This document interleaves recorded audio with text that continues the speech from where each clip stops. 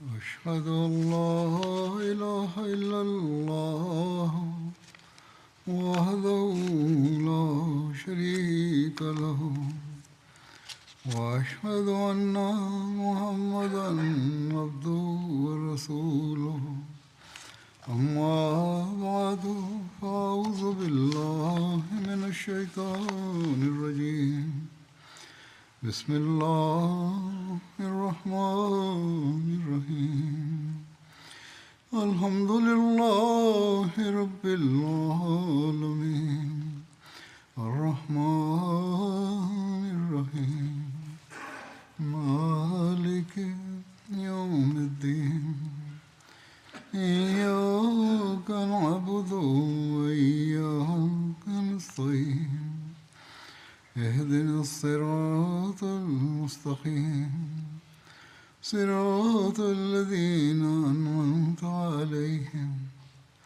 غير المغضوب عليهم ولا الضالين. C'était le 20 février. Ce jour est connu au sein de la Jamaat en référence à la prophétie sur le Muslim Maud radhiyallahu anhu. Ce jour-là, ou plus ou moins durant ces jours, on organise des conférences au sein des Jamaat sur la prophétie sur le Muslim Maud. Il s'agit d'une longue prophétie faite par le Messie premier d'Islam, prophétie dans laquelle il est question de la naissance d'un fils et de ses particularités. Cette prophétie a été publiée le 20 février 1886 sous forme d'une annonce. Une partie des paroles divinement inspirées au sujet des qualités du Fils promis dans cette prophétie se lisent ainsi. Il est dit à son sujet que il sera extrêmement intelligent et perspicace, et il sera rempli de connaissances apparentes et cachées. Et en accord à ces paroles, Dieu le Tout-Puissant a accordé un fils au Messie premier d'Islam, un fils qui possédait toutes ses qualités. Son nom était Hazrat Mirza Bashiruddin Mahmoud Ahmad.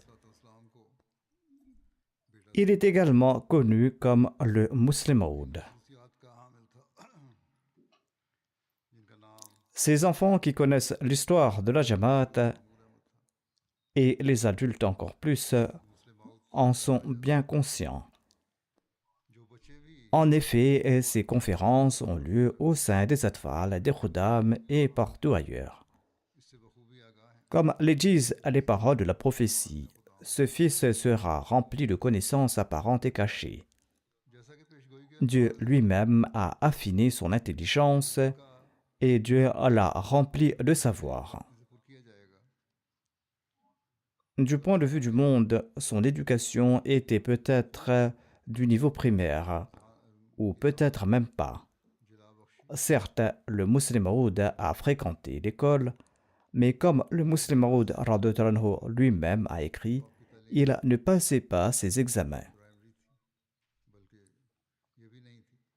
Le Muslim Maud radhiyallahu anhu déclare qu'il était lui-même très faible dans les matières de ce monde.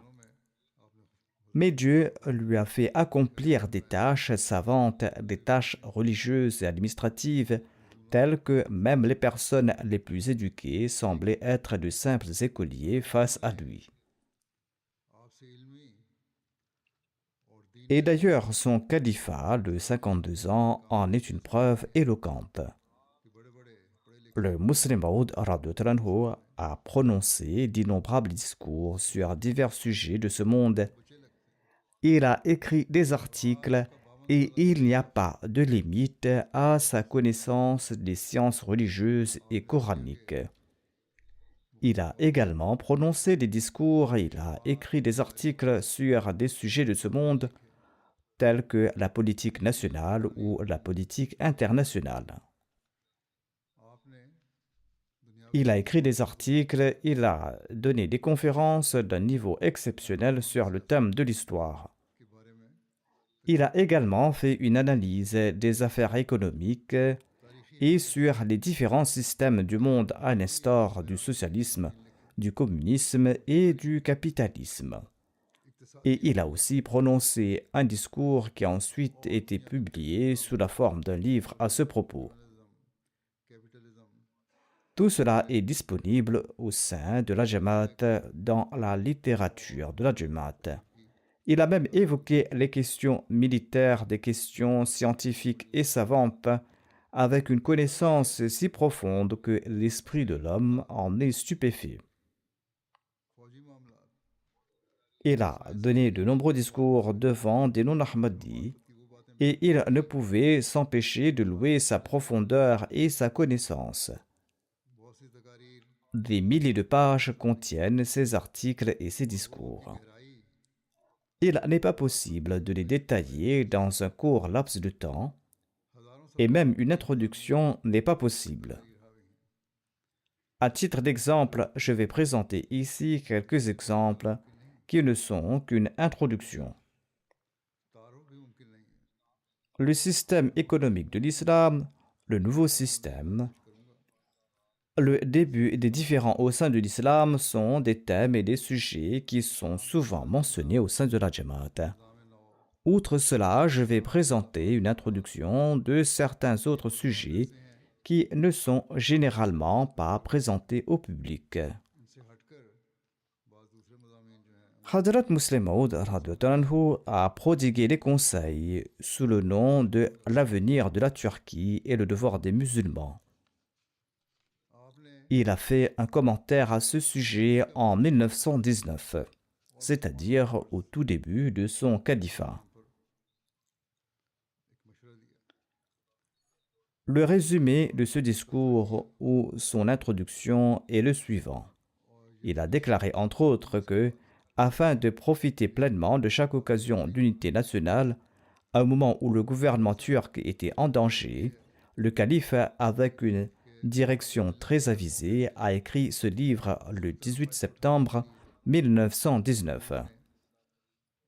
Pour l'unité et la rencontre des musulmans d'opinions différentes, il a énoncé ce principe directeur. Il a déclaré, je cite, « À mes yeux, la base de cette rencontre organisée en soutien à l'État turc devrait être uniquement que toute communauté qui se dit musulmane désapprouve l'idée de supprimer un État qui se dit musulman ou de traiter cet État comme une simple province. » Et cette pensée même lui est pénible. Ensuite, le Musleh Maud a déclaré « Voici mes directives concernant l'État turc et le Hijaz, le centre de l'islam. » Il écrit « La fierté arabe bouillonne d'un enthousiasme national et la veine de sa liberté bat. Après 1300 ans, il est de nouveau devenu le maître de ces quatre murs et par sa bonne administration et sa justice, il a prouvé son droit. Aucune nouvelle proposition à ce sujet ne peut réussir ni aucun homme raisonnable ne peut l'accepter. » Il a également donné un conseil pour l'amélioration de l'état de la Turquie. Il a déclaré que ce travail ne peut être accompli uniquement par des réunions, par des conférences, ni en collectant de l'argent et en publiant des annonces et des tracts, mais par une lutte régulière qui doit être menée dans tous les pays du monde pour mener à bien cette affaire. Le Musleh Maud a ajouté « Notre époque est celle de la connaissance et du savoir. Les gens demandent une preuve pour chaque chose. Donc pour accomplir cette tâche difficile, il doit y avoir un arrangement régulier. Un travail inutile n'est pas le travail d'un sage. »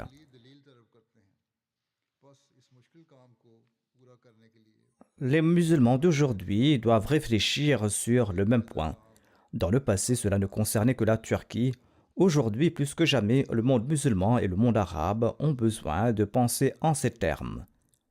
Ce travail ne va pas se faire uniquement en lançant des slogans, en organisant des rencontres, mais par des mesures pratiques.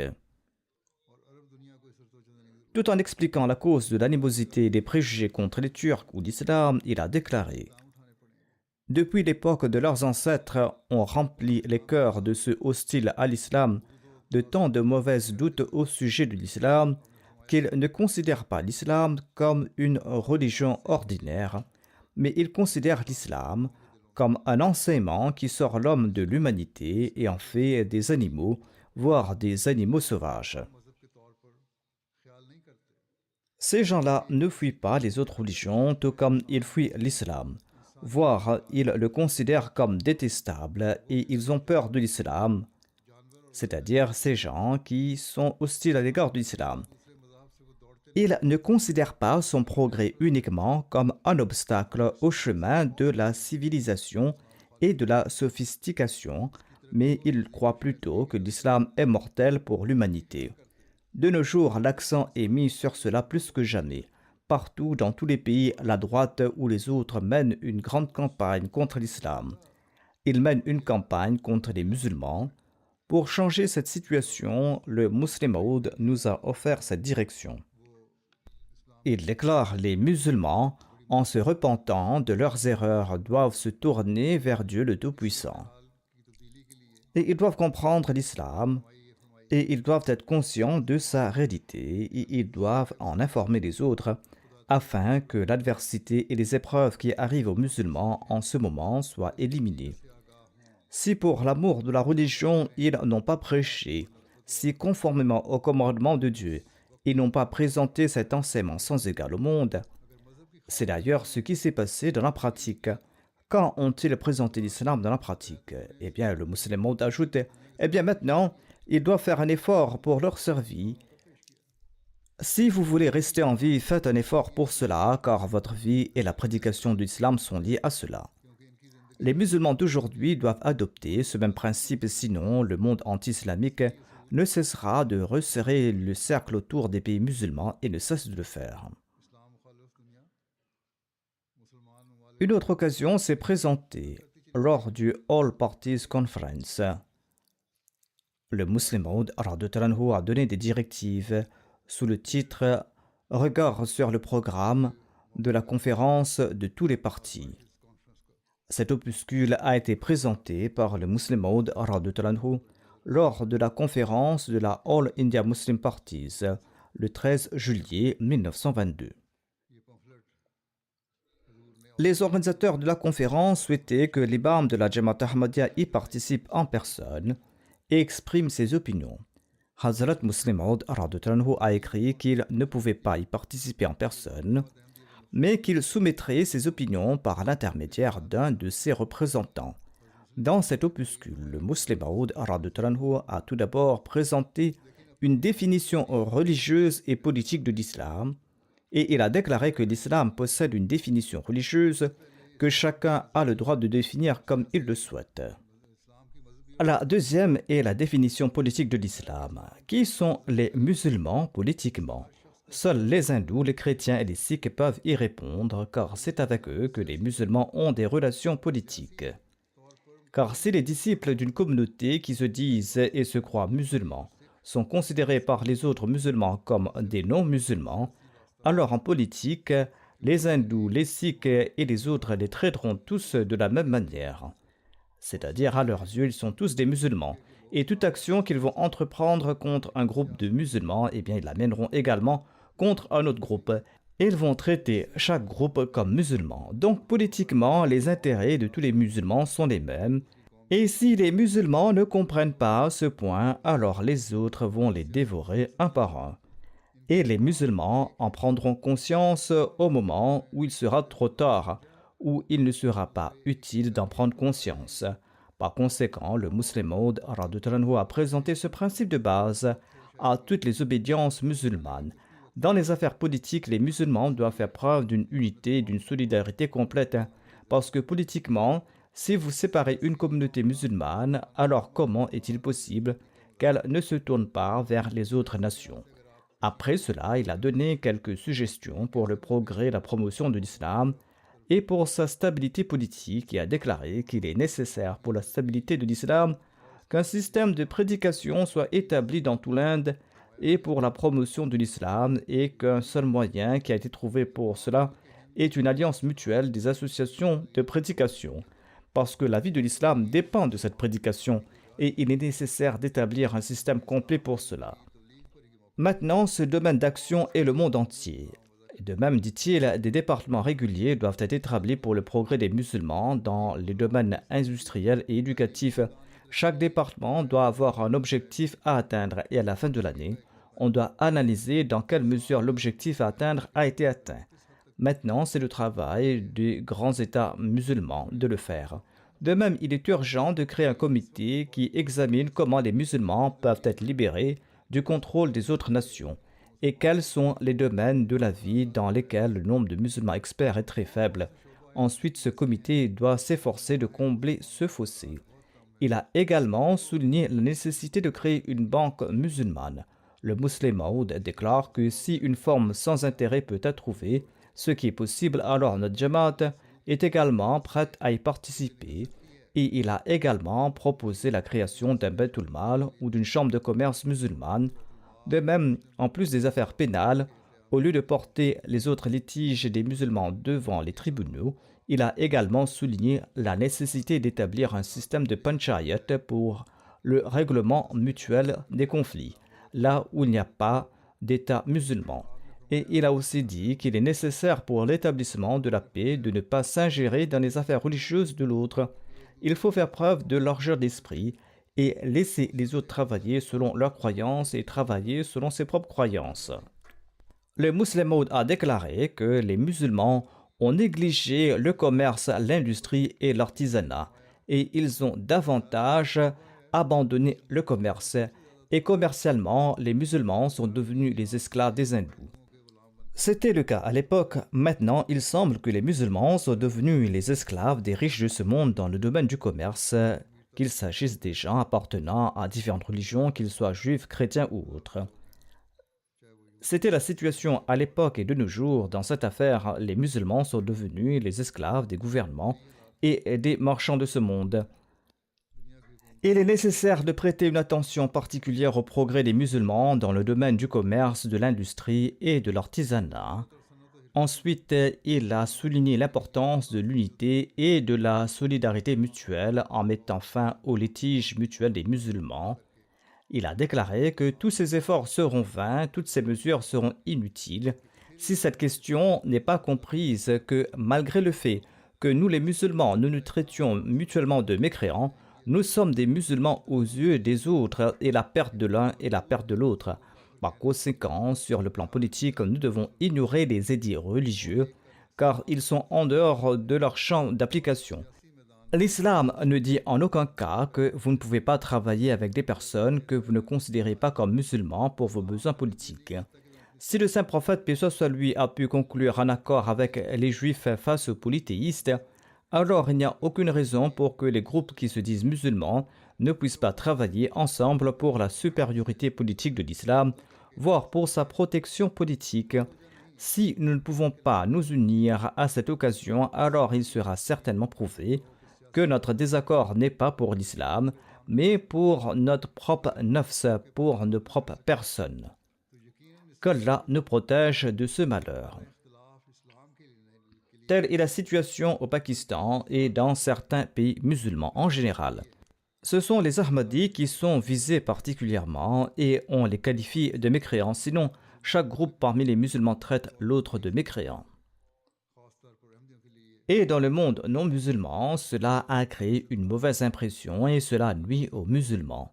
Par conséquent, il est toujours nécessaire aujourd'hui que les gouvernements musulmans et les musulmans eux-mêmes, à titre individuel, comprennent ce point.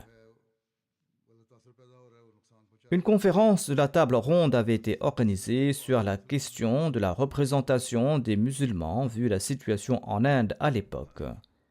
Le gouvernement britannique avait nommé une commission pour évaluer l'indépendance de l'Inde. Et cette commission devait examiner tous les 10 ans dans quelle mesure les peuples pouvaient obtenir le droit d'établir un gouvernement séparé. Son premier président était un avocat britannique connu sous le nom de Sir John Simon. Quoi qu'il en soit, cette commission et ses décisions ont fait l'objet de discussions à différents moments. Hazrat Muslim Maud a offert des conseils à plusieurs reprises et il a exprimé ses opinions détaillées pour pouvoir guider les musulmans. Une conférence de la table ronde a eu lieu dans ce contexte et son récit est mentionné dans l'histoire en lien avec Hadrat Muslim Maud radhiyallahu anhu. Le rapport de la commission mise en place par le gouvernement britannique ne répondait pas aux attentes des Indiens, raison pour laquelle il n'a pas été accepté. Dans ces circonstances, l'État britannique a annoncé la tenue d'une conférence de la table ronde. L'objectif était de rassembler les représentants de la Grande-Bretagne et de l'Inde en un même lieu afin de réfléchir au développement politique de l'Inde. À cette occasion, Hazrat Mirza Bashiruddin Mahmoud Ahmad, le calife de l'époque, a immédiatement rédigé un article pour guider les musulmans et il leur a conseillé d'abandonner les divisions et les différends internes. Et il leur a recommandé d'agir avec unité et concorde dans l'intérêt national. Ce n'est qu'à travers cette approche que les musulmans pourraient faire face aux autres communautés et obtenir leurs droits avec succès. Hazrat Muslim Maud radhiyallahu anhu a insisté sur le fait que les représentants envoyés à la conférence devaient être ceux qui seraient véritablement capables de défendre les intérêts de la nation. De plus, il a conseillé au gouvernement de sélectionner les représentants en consultation avec les partis politiques afin que les décisions de la conférence soient acceptées de bon cœur par la population. Concernant la protection des droits des musulmans, le calife a déclaré « À mon avis, le moment est venu de travailler pour la conférence de tous les partis musulmans. Il ne suffit pas de publier une simple déclaration des revendications des musulmans. Si des représentants se rendent à la table ronde et ignorent ces revendications, eh bien, les décisions de cette conférence perdront toute leur valeur. Il est temps d'informer d'un côté l'État des conséquences négatives d'un mauvais choix de représentants et d'autre part de sensibiliser le public au danger de cette situation. Le calife a insisté sur le fait qu'il ne fallait pas se reposer tant que la représentation des musulmans ne soit pas décidée par leurs propres représentants élus et par les principales organisations politiques musulmanes. Ces conseils ont été pris au sérieux dans plusieurs cercles en tenant compte du contexte politique de l'époque. Par la suite, il a rédigé un article sur la situation politique de l'Inde à l'époque et a proposé des solutions aux problèmes de l'époque. Dans cet article, il a analysé la conjoncture politique et a suggéré des solutions appropriées. Peu après la publication du rapport de la commission Simon, il a également abordé ce document dans ses écrits. Le gouvernement britannique avait décidé d'organiser une conférence de la table ronde à Londres, comme mentionné précédemment, afin d'examiner les différentes facettes du développement politique de l'Inde et de proposer une feuille de route pour l'avenir. Toutefois, comme la commission Simon n'avait pas pris pleinement compte des droits des musulmans, le calife était préoccupé par cette omission et il souhaitait que ces droits ne soient plus ignorés à l'avenir. C'est pourquoi il a estimé qu'il était opportun de commenter sur le rapport de la commission Simon, d'en exposer les lacunes et de proposer une solution aux problèmes de l'Inde, garantissant ainsi une coexistence pacifique entre toutes les communautés à l'avenir. À ce sujet, il a déclaré « Je pense que bien qu'en tant qu'homme religieux, mon implication dans la politique nationale ne soit pas aussi grande que celle de ceux qui s'y consacrent jour et nuit, ma responsabilité dans l'établissement de la paix et de l'harmonie est plus importante selon moi. De plus, je crois que, étant éloigné de l'agitation du monde politique, je peux peut-être mieux discerner certains aspects des problèmes que ceux qui sont directement engagés dans cette lutte, chacun prenant parti pour un camp ou pour un autre. » Ainsi, à une époque où l'annonce de la conférence de la table ronde avait focalisé l'attention du public sur la résolution de la question indienne, un enjeu majeur de cette période, j'ai jugé opportun de présenter mes réflexions aux esprits impartiaux des deux nations. Ainsi donc, dans son commentaire, Sa Sainteté, le calife a mené une analyse approfondie des droits et des revendications des musulmans, mettant en lumière leur légitimité. En parallèle, il a proposé une solution politique équilibrée et satisfaisante aux problèmes de l'Inde. Son commentaire clair et exhaustif a été rapidement traduit et publié en anglais, afin que les participants à la conférence de la table ronde puissent en tirer profit. Il a été particulièrement bénéfique pour les représentants musulmans qui, pour la première fois, ont pu présenter leurs revendications de manière unie et efficace lors de la conférence. En tout cas, l'impact a été significatif. En Angleterre, les intellectuels et les décideurs politiques ont été profondément influencés par cette argumentation, au point de reconnaître le statut particulier des musulmans en Inde et d'admettre le bien fondé et l'utilité de leurs demandes. L'ouvrage du calife a rencontré un très grand succès tant en Inde qu'en Angleterre. Il a été lu avec un vif intérêt et une grande attention, et de nombreux hommes politiques et des journalistes ont exprimé leur admiration en des termes élogieux. Plusieurs événements liés à ce commentaire sont consignés dans l'histoire de l'Ahmadiyya. Comme mentionné, cette analyse a été largement diffusée et appréciée dans les deux camps. Je vais en présenter quelques extraits.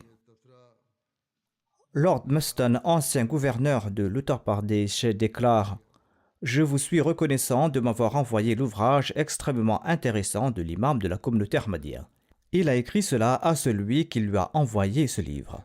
Ensuite, le Lord Muston a déclaré « J'ai lu plusieurs des écrits du calife avec intérêt et j'espère que la lecture de ce livre me procurera à la fois plaisir et bénéfice. » Le lieutenant-commandant Kenworthy, membre du Parlement, écrit « Je vous suis très reconnaissant de m'avoir envoyé ce livre sur la résolution des problèmes politiques en Inde. Je l'ai lu avec un grand intérêt. » Sir Malcolm Haley, gouverneur de l'Uttar Pradesh et ancien gouverneur du Punjab, a écrit à l'imam de la mosquée de Londres et il lui a dit « Je vous suis très reconnaissant pour ce livre que vous m'avez envoyé au nom de l'imam de la communauté Ahmadiyya. Je connais bien la situation de votre communauté et j'apprécie le rôle important qu'elle joue dans la recherche de solutions aux grandes questions politiques de l'Inde.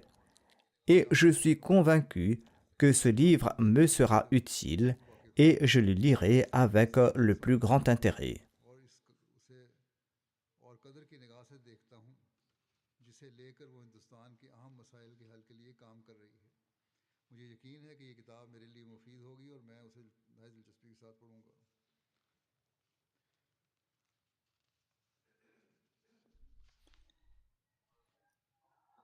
Sahum O'Miller écrit quant à lui « Je vous remercie sincèrement de m'avoir envoyé ce petit livre contenant les propositions de l'imam de la communauté Ahmadiyya pour la résolution de la question indienne. C'est la seule critique détaillée du rapport de la commission Simon que j'ai lu jusqu'à présent. Je ne commenterai pas certains points sur lesquels des divergences d'opinion sont inévitables, mais je tiens à saluer la sincérité, la logique et la clarté avec lesquelles Sa Sainteté l'imam de la communauté Ahmadiyya a exprimé les idées de sa communauté. Je suis particulièrement impressionné par la vision éclairée de Sa Sainteté Hazrat Mirza Bashiruddin.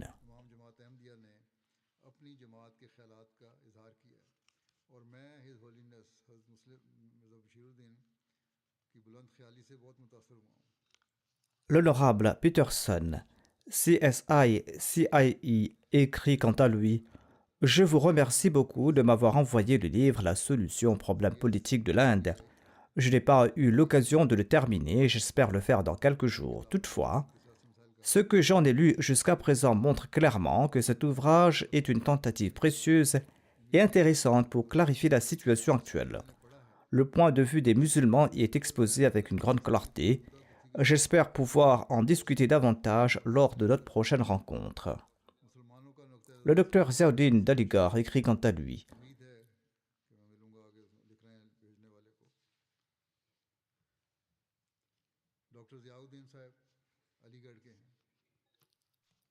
Il déclare « J'ai lu le livre du calife avec un grand intérêt. Je vous demande instamment d'en assurer une large diffusion en Europe. Une copie devra être envoyée à chaque membre du Parlement britannique ainsi qu'à tous les rédacteurs en chef des journaux d'Angleterre. Ce livre a besoin d'une diffusion encore plus importante en Angleterre qu'en Inde. Sa Sainteté a rendu un service important à l'islam. » Ce dernier commentaire est significatif car il provient d'une personnalité non ahmadi qui reconnaît cette contribution précieuse au service de l'islam. Mais au Pakistan, on dit que les Ahmadis ne sont pas des musulmans. Said Haji Abdullah Haroun, député du MLA de Karachi, a déclaré « À mon avis, parmi toutes les œuvres politiques écrites en Inde, la solution aux problèmes politiques de l'Inde est l'une des meilleures. » Allama Dr Saïd Mohammad Iqbal écrit quant à lui « J'ai étudié certains passages de ce commentaire. Il est d'une grande qualité et d'une rare exhaustivité. » Le journal Inqilab de Lahore affirme « Par ce commentaire, Mirza Sahib a rendu un immense service aux musulmans. » C'était une tâche qui aurait dû être accomplie par les grandes organisations islamiques et pourtant c'est Mirza Sahib qui l'a réalisée. Le journal Siyasat de Lahore écrit « En mettant de côté les différences religieuses, on constate que Mirza Bashiruddin Mahmoud Ahmad Sahib a accompli un travail remarquable dans le domaine de la recherche et de l'écriture. Son œuvre, tant par son ampleur que par son utilité, mérite tous les éloges. Il a su guider sa communauté à travers les défis politiques en la faisant progresser aux côtés des musulmans en général. Son approche pragmatique et sa direction avisée lui ont valu une reconnaissance méritée de la part de tout musulman impartial et de toute personne éprise de vérité. Un grand nombre de personnes reconnaissent sa finesse politique. Il a joué un rôle clé dans l'unification des musulmans contre le Nehru Report et dans la présentation du point de vue des musulmans devant la commission Simon et dans la publication d'ouvrages argumentés sur les questions contemporaines du monde islamique et les droits des musulmans.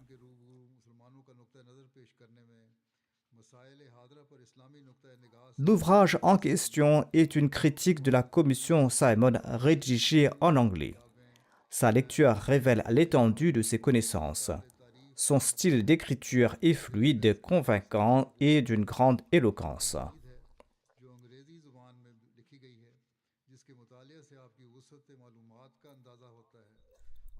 C'était là quelques commentaires qui ont été faits à propos de cet ouvrage. Hazrat Muslim Maud a également écrit sur le remède que l'islam propose face à l'agitation mondiale actuelle. Il a prononcé plusieurs discours sur la paix universelle. Au résumé, Hazrat Muslim Maud a tenu un discours profond sur la paix mondiale le 9 octobre 1946 à 17h30 dans la grande cour d'Art Park Road à Delhi. Des centaines de notables, y compris des non-ahmadis et des non-musulmans, sont venus écouter ce discours avec une grande attention et un profond respect. Ce discours a été publié pour la première fois dans le journal Al-Fazl le 15 avril 1961. Le journal Tej de Delhi, dans son édition du 14 octobre 1946, a publié une note à ce propos. Dans l'article, il est dit « L'imam des Ahmadis, Hazrat Mirza Bashiruddin Mahmoud Ahmad, a déclaré dans son discours que la question de la paix et de l'harmonie est aussi ancienne que l'humanité elle-même, car elle est profondément liée à la nature humaine. Si nous souhaitons établir la paix, nous devons éradiquer le sentiment d'hostilité et de haine. Ce n'est pas un problème politique, mais un problème moral. Si nous reconnaissons la souveraineté de Dieu et abandonnons l'avidité et l'attrait du gain matériel, alors au lieu de la haine et de la cupidité, des sentiments de fraternité et d'amour peuvent naître en nous. Les divergences religieuses peuvent être surmontées à condition que nous apprenions à respecter les sentiments des autres. Elles peuvent disparaître si nous cultivons en nous la tolérance et la patience, de même que la retenue est essentielle dans les affaires religieuses, elle est tout aussi indispensable dans les affaires de ce monde. En effet, à l'époque, ces tensions existaient entre les musulmans et les hindous et également les chrétiens. Il a souligné que nous devons dépasser ces conflits liés à la nationalité et à la couleur de peau afin de promouvoir un esprit de fraternité universelle. Ceci était une brève présentation de son discours sur ce thème.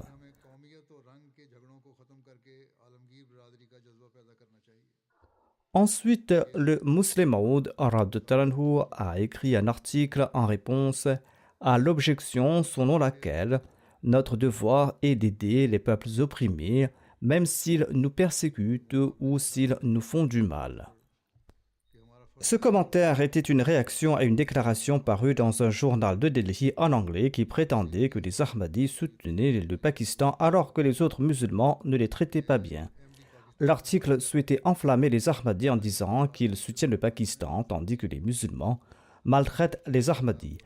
L'article ajoute par la suite que, après la création du Pakistan, les Ahmadis vont être traités de la même manière par les musulmans, de la manière dont ils ont été traités à Kaboul, et c'est là que les Ahmadis demanderaient à être réintégrés en Inde.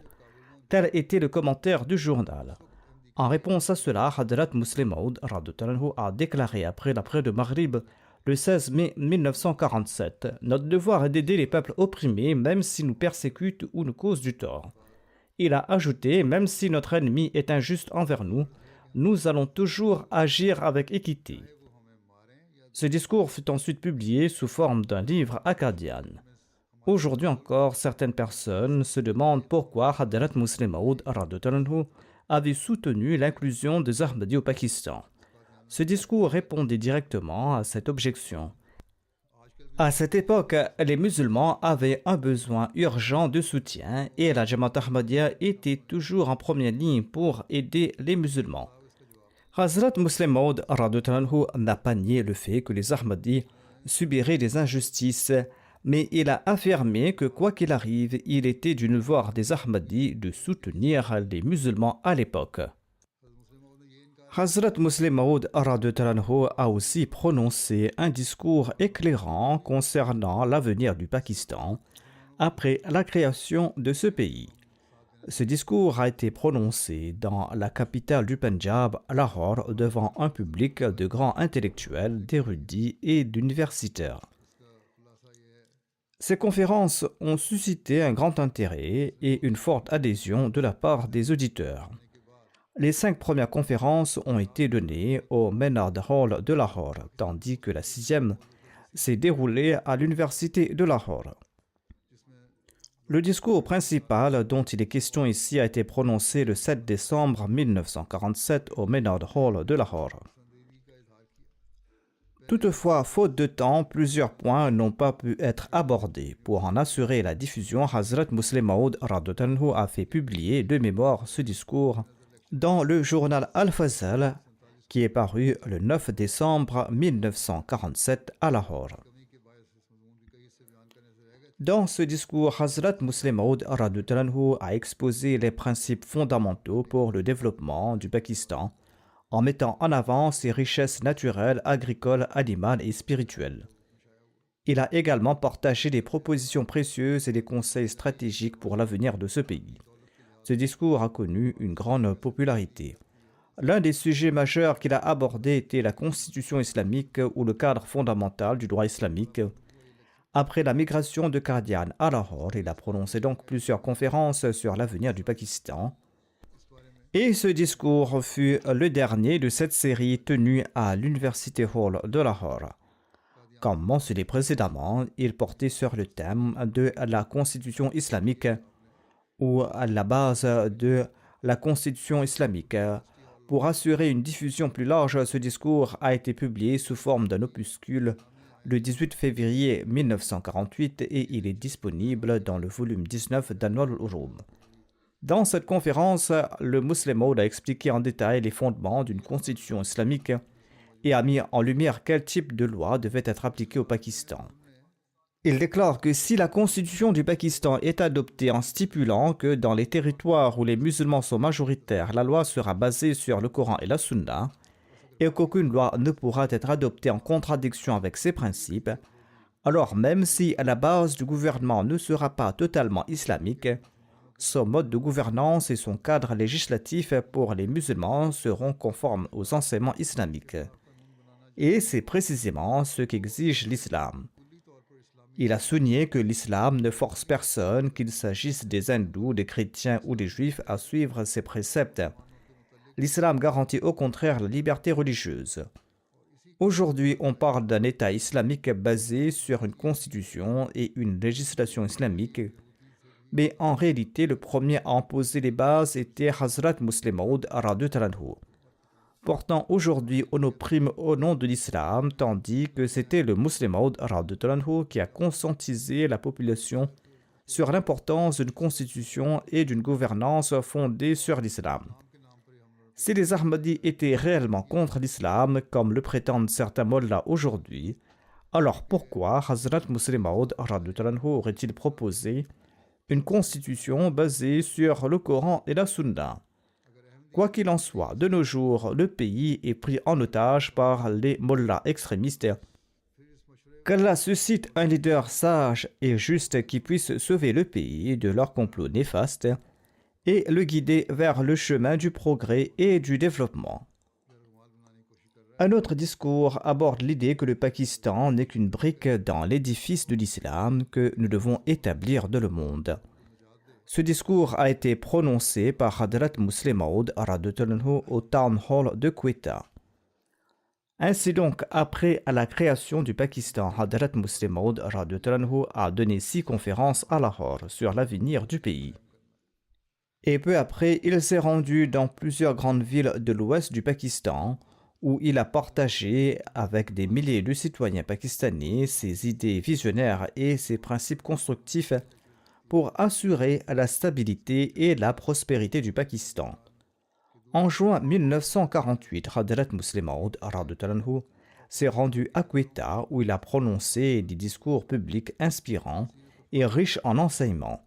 Dans ses conférences, il a guidé le peuple pakistanais sur les défis nationaux majeurs auxquels le Pakistan était confronté. Et il a insisté avec une grande clarté et précision sur les responsabilités individuelles et collectives de tout un chacun. Avec ses mots passionnés et emplis d'amour, il a insufflé un nouvel espoir et une foi inébranlable dans le cœur de milliers de personnes abattues et attristées.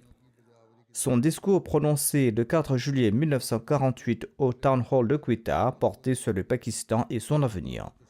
Ce discours a été publié dans le journal Al-Fazl en mars 1952 et son impact sur le public était considérable. Le 11 novembre 1949, la Jamaat Ahmadiyya de Sargodha a organisé un grand rassemblement public au Company Bar. À cette époque, ces rassemblements étaient encore autorisés, contrairement à aujourd'hui, où même nos réunions de formation sont interdites. Cet événement revêtait une importance particulière car c'était la première fois que Hadrat Muslim Maud radhiyallahu anhu s'adressait directement aux milliers d'Ahmadis et de non-Ahmadis venus assister à l'occasion dans la région de Sargodha et ses alentours. Il leur a offert de précieux conseils et des directives les exhortant à suivre les préceptes de l'islam et à renforcer toujours davantage le Pakistan avec dévotion et sincérité. Les discours de Hazrat Muslim Maud radhiyallahu anhu ont été écoutés avec un grand intérêt, avec une profonde concentration et une attention totale du début jusqu'à la fin. En appelant à la protection et à la sécurité du Pakistan, il a déclaré « Nous avons nous-mêmes demandé à Dieu de nous donner ce pays. Maintenant, c'est à nous de le préserver correctement et de le faire progresser.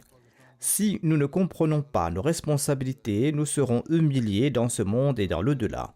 Dieu nous demandera « Je vous ai donné ce pays à votre demande, mais vous l'avez laissé partir à la ruine. » Aujourd'hui encore, certains mollahs extrémistes semblent déterminés à détruire ce pays.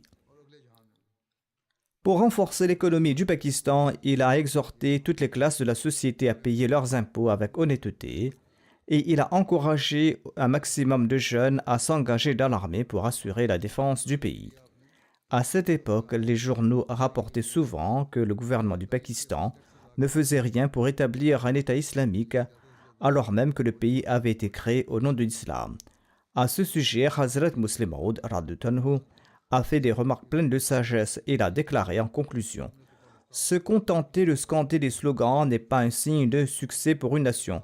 Si à cet instant tout le monde commence à crier Allahu Akbar et à scander Vive le Pakistan et mort à l'Inde, Cela ne tuera même pas une seule souris en Inde. Rien ne changera par de simples slogans. Mais si tout le monde commence à appliquer les principes que j'ai mentionnés dans le discours, si les commerçants commencent à payer leurs impôts, et si le public cesse de voyager en train sans billets, si les jeunes cessent de perdre leur temps en futilité et se consacrent au progrès dans leurs études, et si les jeunes robustes s'enrôlent dans l'armée, et si les officiers abandonnent l'habitude de la corruption et accomplissent leur travail avec honnêteté et diligence, eh bien le Pakistan deviendra de plus en plus fort dans la vie pratique. Mais aujourd'hui, on viole davantage ces principes. Ensuite, il a ajouté: même si vous ne scandez jamais vive le Pakistan, le résultat sera le même. Un Pakistan réellement vivant et prospère va naître. Il existe également de nombreux articles militaires. À titre d'exemple, voici une analyse sur la Russie et la guerre. Lors de la Deuxième Guerre mondiale, la Russie est entrée en Pologne et Hadrat Muslim Maud a commenté à ce propos. C'était un article qui a été publié dans le journal Al-Fazal le 21 septembre 1939. Dans cet article, il a analysé les raisons et les objectifs de l'invasion russe en affirmant que la Russie voulait diviser la Pologne et que ses intentions n'étaient pas sincères. Il a expliqué que la Russie avait formé une alliance avec l'Allemagne et insisté pour envoyer ses troupes en Pologne afin de faciliter l'occupation allemande. L'objectif était d'éliminer le gouvernement polonais sans effusion de sang. Si cette approche échouait, l'Allemagne attaquerait militairement la Pologne, et si les autres nations ne réagissaient pas, la Pologne serait écrasée et divisée entre l'Allemagne et la Russie. Dans cet article, Hazrat Muslim Maud a apporté également un éclairage sur l'évolution probable de la guerre, et il a offert des conseils précieux aux alliés pour contrer cette menace. Ces analyses et ces recommandations étaient d'une grande justesse et grâce à une stratégie adaptée, la Pologne a été finalement sauvée. La profondeur de la vision internationale de Hadrat Muslim Maud était remarquable. Il existe de nombreux articles à ce sujet. En outre, il a produit une quantité exceptionnelle de littérature religieuse et de commentaires. Ses sermons du vendredi, ses interventions lors des Jalsa Salana sont véritablement un trésor de connaissances et de sagesse. Quant à la Tafsir Kabir, elle était initialement publiée en 10 volumes, mais elle a été étendue et mise à jour. Actuellement, la Tafsir Kabir a été rééditée en 15 volumes et les sujets ont été traités avec plus de détails. Certaines interprétations supplémentaires des sourates ont été collectées et sont en cours de révision, et elles pourraient peut-être constituer jusqu'à 30 volumes, vu que ces notes comptent environ 30 000 pages. Ainsi, la promesse faite à Dieu au Messie premier d'Islam, Hazrat Mirza Ghulam Ahmad, dans ses prophéties, semble se concrétiser sous tous ses aspects à travers Hazrat Mirza Bashiruddin Mahmoud Ahmad. J'ai donné quelques exemples plus tôt pour le montrer. Il est donc essentiel que nous fassions un effort pour lire et comprendre cet immense corpus de savoir. Nombre de ces enseignements sont encore pertinents et applicables aux situations actuelles, et nous pouvons certainement en tirer profit. Que Dieu nous accorde la réussite dans cette entreprise.